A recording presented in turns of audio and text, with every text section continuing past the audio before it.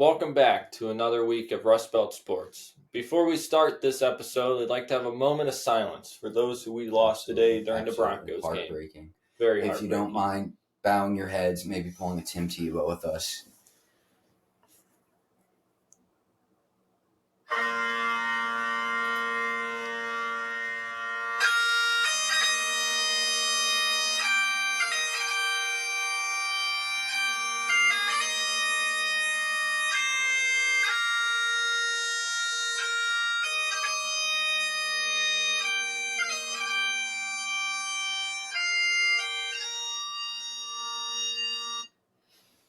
Thank you for that. Absolutely. Appreciate it. It's needed. It's needed for our boys.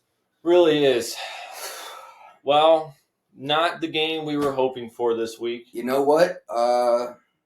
Any given Sunday. Any given Sunday. Anything can happen in the NFL. And the Broncos country, they're riding. They are riding right now. They are riding. You know what? We've said it before. Russ has been playing absolutely spectacular on these last 4 going up to this week. Last 5 games going up to this week. Their rushing game finally came alive against us. That's a little heartbreaking, but it is what it is. Injuries. Let's start. Let's get that out the way. Let's get the injuries going. We started out the game without Denzel Ward due to the injury last week. Anthony Walker, who I wasn't expecting to be out. I didn't know he was going to be a key piece for that linebacker. Shoulder injuries. And honestly, throughout the game, we got beat up. Every aspect of playing football. Yeah. They beat us on every single aspect, and you know what? It happens. It happens. The Broncos, we've been dogging on them for the past year and a half. They didn't start out hot, but they're on a roll now, being the Broncos we expected them to be. Yeah. And, it's just unfortunate that we caught them right in the middle of their heater. You know what? 2's a streak. They're on a very hot streak right now at 5. And you know what?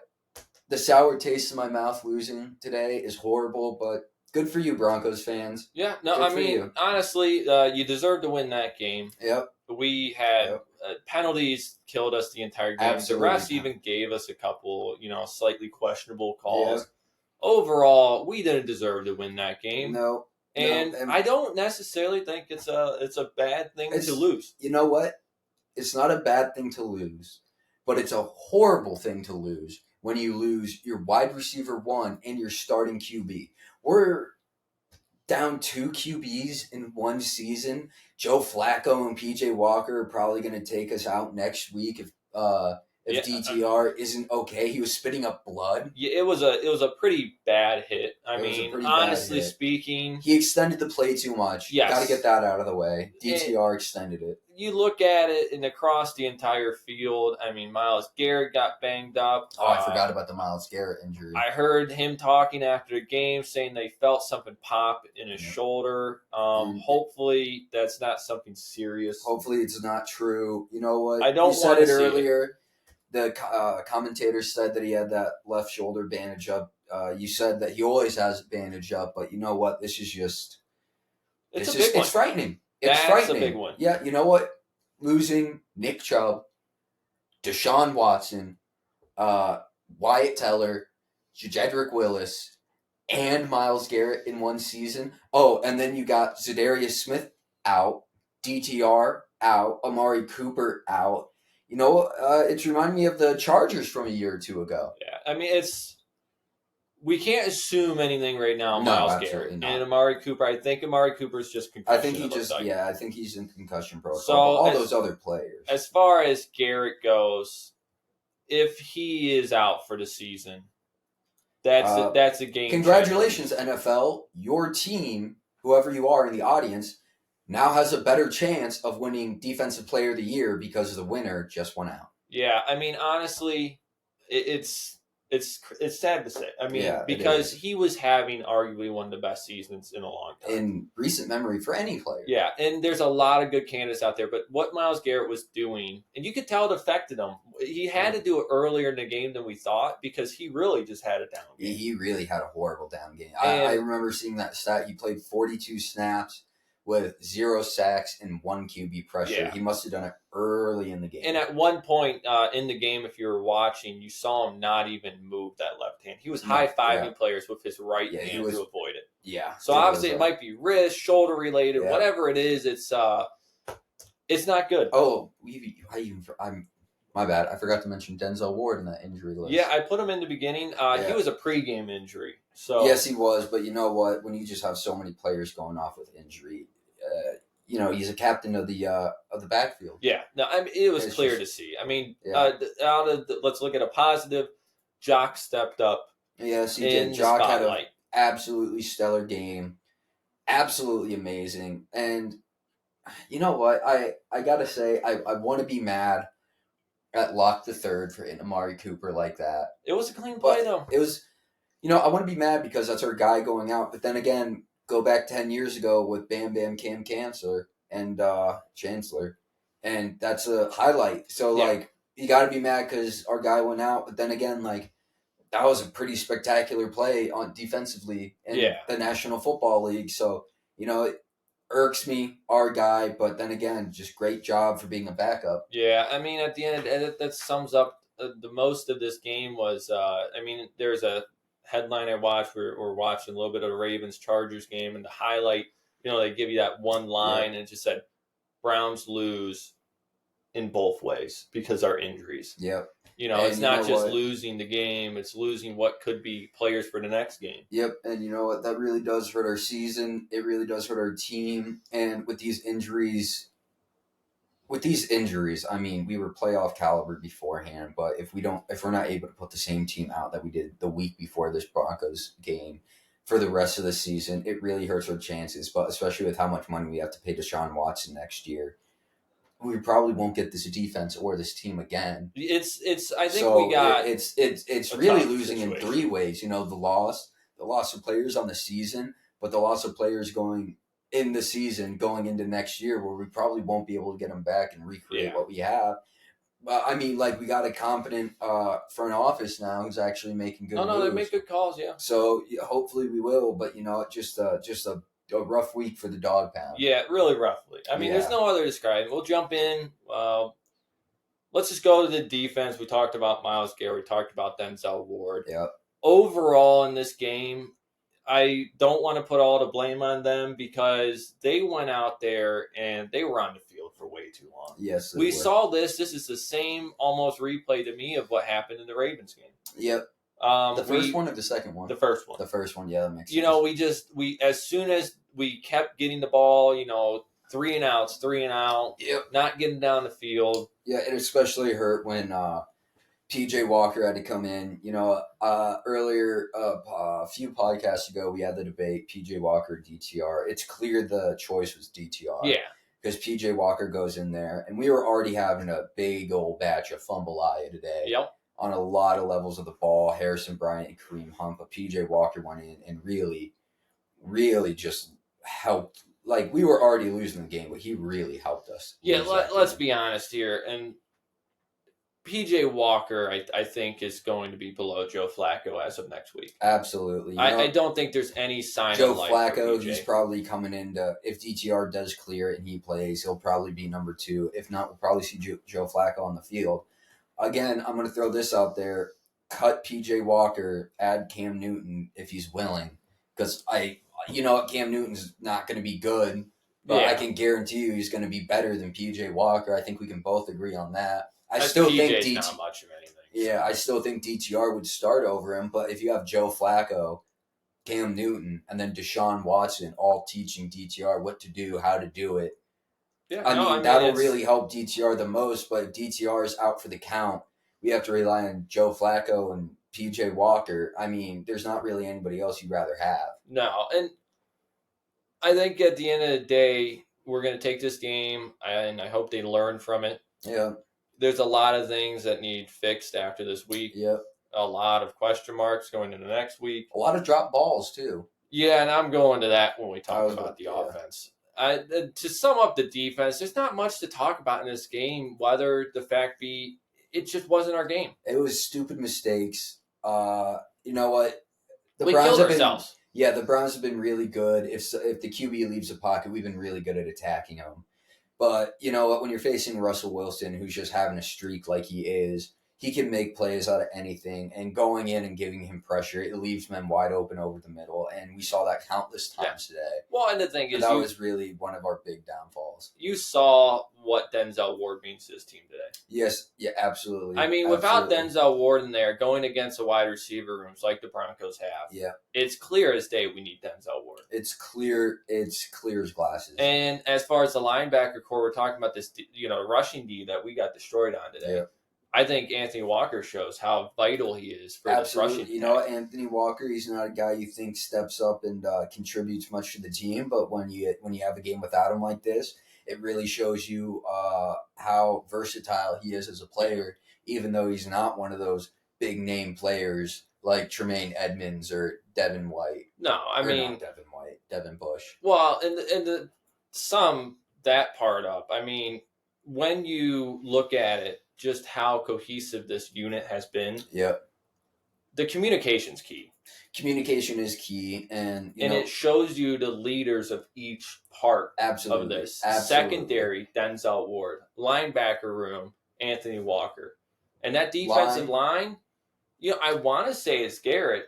Absolutely. And the thing is, but at the same time, there's so many good guys in this room that I think it can be. Anyone could step up. It could be Zadarius any given day. So I think at the end of the day, it's just one of those games where we scratch our heads, we look at it, look at the paper, and hope next week we forget about it. Next week we can take something to the Rams. We're not returning to Cleveland until I believe the week after. We do have a full week in LA. They're going straight there after the Denver game. It was a big news thing, being how the team could bond even more, get closer as a unit, and hopefully that can happen and some leaders step up, because we will not have the same defense or offense we had. Next man up mentality. And you know what? Jim Schwartz is the man to press that along with fundamentals. Look, I can tell you right now, he's going into that locker room after that game. Oh, he's fired up. Red. He's fired up. He's going to those guys and saying, what in the crap was that? Absolutely. You have a few guys out and you guys can't play football the way Cleveland deserves anymore.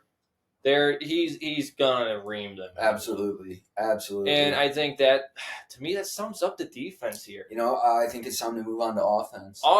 Wow. What do we talk about? Again, you know what? It's first. You know what? I'll give one point out the way here.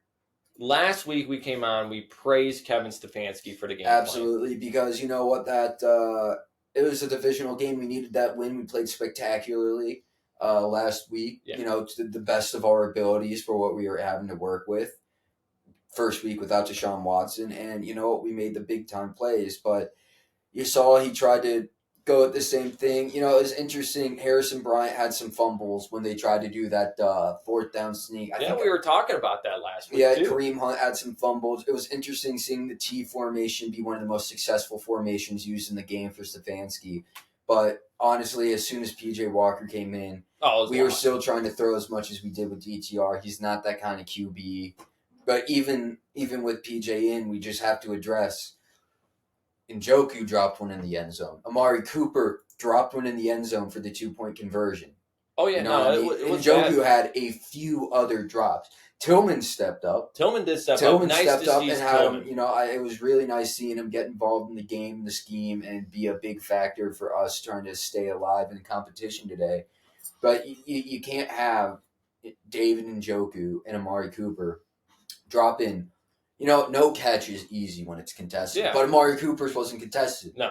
David Njoku had it. It wasn't like he had the ball stripped or hit from him. He just couldn't catch it. There were some questionable ones that he dropped where he could have been like, oh, okay, that wasn't completely on him. But a lot of them, you're looking at it and you're like, catch it, bro.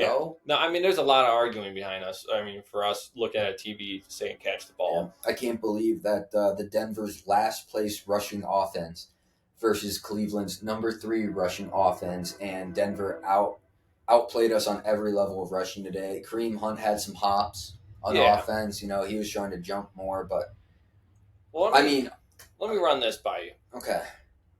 you come into this game, we looked at the scheme last week and we talked about it. Okay. They're going to come out a little more aggressive on the passing. They want DTR to get more comfortable, get the ball out and see what he can do.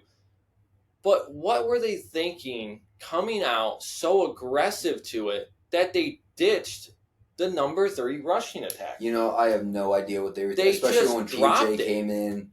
They just forgot that's what Cleveland. It's a hard-nosed, run-it-down your throat ball club, respectable ball club. We fight for the yards. We outgain you in it, and we tire you down. You can't tire someone down when you don't run the ball. Exactly. The first drive of that game, I think the first 2 or 3, it was like a 75% passing to 25% rushing. And the rushing, in the beginning of the game, I remember saying that the rushing attack's not working. Denver's shutting it down. But as soon as you gave Jerome Ford the ball and actually gave him opportunity to shine, he was having 10-yard plays like they were nothing. And then all of a sudden, that idea drops down the face of a cliff. It's all over. And I'm not knocking Stefanski. I don't want to jump back and forth saying Stefanski, bad play caller. Yep. This was just a bad game plan, and I don't know if they saw something to do this or what, but you need to get the run going first. That's how the Browns set themselves up. If you can't get our run started, that's when we have issues, and we saw it today where we were starting drives and it just wasn't working, and they're like, all right, well, we're just going to start passing the ball. Yeah. And it's great but bad because it wasn't the right scenario for it. We needed to keep the run going. Absolutely. And to add to that, we talk about the Harrison Bryant thing. Yep. He did have that touchdown to redeem him. He did himself. That's good. That was a great play call by Stefanski. And we talked about that playbook kind of set up with the rec snap to Harrison Bryant. It almost seemed forced today. It very did seem forced. It seemed like they just seemed off. Yeah, and you know what? Anybody could say playing in the Mile High Stadium. Lack of oxygen up there, air's thinner. It just not being from the region, you hear that and you're like BS. But if you're from Denver, you can attest. If you travel outside of Denver and you experience that again, it's a very different environment. It takes a long time to get acclimated to it. But then again, it's not like you haven't played there before. It's sloppy football, and sloppy football doesn't win you a game. It was half-hearted. I was watching that. It's like everybody stayed up till 3 a.m. and then woke up at 8 a.m. for the game. You watch it. Harrison Bryant on the first one, they get the false start. Yep. The second one, they rushed it. They had the time on the play clock to hold for a second, but they just wanted to snap it so quick that it just didn't work. Yep. They weren't expecting it. You're watching the offensive line get false starts. Yep. On third downs, we're getting holding calls. False start. Offsides. 91. I forget his name. 91. He multiple times lined up in the neutral zone. Yeah. He cost us at least 15 yards of the neutral zone. Yeah. It was sloppy play all over the place. It was not a good game. There's really not much to talk about in it because it's just. I think it's an off week. It is what it is type of week. Every team has them. We went into it. We were facing the Broncos, who are this streaking team. It's hard to beat the streaking team. It is hard to beat the streaking team. We were also a streaking team, but we're still in the point where just injuries are mauling us, and we're not able to get it together. We're getting tired out there. But when was the last time the Browns had the same QB for more than 2 weeks in a row? I think the golden issue of this. First 2 weeks of the season when Deshaun came in but got hurt, and I think he had to leave the game. If we can't get the same QB playing every week, and we talked about it, it's just we're not gonna get consistent football. And that's where I go to getting rid of PJ Walker. Yeah, I think after this game, it was clear as day. He didn't know what he was doing, and you could say, well, he didn't know he was going into the game. He had no time to prepare. Well, he was the starter for 4 games? 3, I think. 3 games? Yeah. And it's not like he doesn't know this offense. Now, I just don't understand. He just seemed very confused on where to go and what to do, but more importantly, how to execute versus defense. Yeah. Now, to defend him a little bit in this, I don't know what they were thinking with that bootleg back and forth play. Yeah. That was a terrible That was a call. horrible call. You're just getting started with the new QB in the game, and you want to throw the trickery play. Yep. Just even the announcers, they were very confused down the by gut. that. You got to get the ball moving. We came up with and that. You know that stop. with PJ Walker the most. With DTR, you can do those types of plays. With Deshaun, you can do that types of play. But with PJ Walker, you just need to run again. Get hard nose, run it down your throat, ball club. That's what you need to do. That moment right there sealed to me. Yeah, it really sealed it. That play happened, and the first thing you go is, "Oh, we don't know what to do right now with these players on the field." And I mean, that's really it. I don't really have anything else to say. You know what? I hate to say it. I don't like saying it. Give credit where credit's due. Good job, Broncos. Great job to the Broncos. Great job, Broncos. No loser wants to admit when they've been outdone. But, if we're going to be fair, we're going to have a sports podcast. We gotta give credit where credit's due. The Broncos came out and played a hell of a game, and as much as it hurts, they were really good on all facets of the ball. That defense has made the major turnaround. Yeah, absolutely. I get that you're stopping the Browns. Our offense isn't necessarily the show point of the NFL here, but to stop us, you're showing, hey, we gave up 70 points. That's the low point. That 70-point game, I think, changed the mentality. Absolutely. A lot changed then, and to come out and just it seemed like an explosion on offense as well. Yeah, I mean, even with our injuries, you know what? Again, credit due. No, I personally like Russ. Again, yeah, Russ, I've been saying for the past few weeks, he's a great QB in a bad situation, but these last 5 he's on a 5, percentage. 74. Yeah. I mean, you know what? They're on a 5-game heater now. Russ is on a heater. Everyone's playing at their full capabilities. Good on you. Yeah. Broncos country's riding. Yeah. That's about it. And good for them. Yep. And I think to wrap it up, I'll give my little spiel here real quick. I just want to say, to anyone out there that thinks that, this game is exposing the Cleveland Browns, exposing. It's not. The Cleveland Browns are going to come back from this game. Absolutely. We're going to come back with our defense. We're going to learn from our mistakes, and we're not going to give up. We're not out of this count. No, absolutely They don't want to lose to anyone. They want to win this game. They want to play through every single second of the game. So I think if anyone out there wants to say the Browns are overrated, we're not. We're not. We're coming Absolutely back. Not. There's a reason we have the reputation we do this year. The Dogs are going to eat. Absolutely. Just give them the week to recover. Yep. And I guarantee you we come out next week and we look like a completely we get Ward different back. team. We get Walker back. Hopefully Myles Garrett's a bit healthy. Zadarius Smith is out there. Hopefully we can figure something out with our QB situation where either DTR or Joe Flacco starts.